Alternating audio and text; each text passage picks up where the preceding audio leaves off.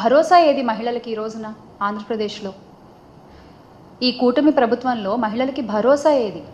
మహిళలకి అభ్యుదయము, మహిళాభ్యుదయం, మహిళా సాధికారత అని గొప్ప గొప్ప మాటలు మాట్లాడిన చంద్రబాబు నాయుడు గారు, ఇప్పటి గౌరవ ముఖ్యమంత్రి సార్, అంటే మీ మాటలు వింటుంటే హాస్యాస్పదంగా అనిపిస్తుంది. ఒక మాట ఏమన్నా మాట్లాడాము అంటే ఆ మాటకి క్రెడిబిలిటీ ఉండాలి.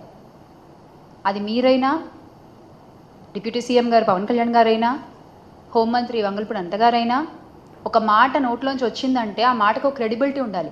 కానీ ఈ రోజున ఆ క్రెడిబిలిటీ కూడా క్రెడిట్లో తెచ్చుకోవాల్సిన పరిస్థితి మీ కూటమి ప్రభుత్వానికి. ఈ రోజున మహిళలకి ఎటువంటి భరోసా లేదు, ఎటువంటి ఆసరా లేదు, మీ పాలనలో రక్షణ లేదు. కానీ వైఎస్ఆర్ కాంగ్రెస్ పార్టీ ప్రభుత్వంలో గత 5 ఏళ్ళు కూడా మహిళలకి అగ్రతాంబూలాన్ని ఇచ్చినటువంటి ఘనత మా పార్టీ అధినేత వైఎస్ జగన్మోహన్ రెడ్డి గారిది, అప్పటి రాష్ట్ర ముఖ్యమంత్రి వైఎస్ జగన్మోహన్ రెడ్డి గారిది. నవరత్నాల్లో కూడా 90% లబ్ధిదారులు మహిళలే ఉన్నారు. 90% ఇచ్చిన నవరత్నాల హామీల్లో లబ్ధిదారులు 90% మహిళలే ఉన్నారు.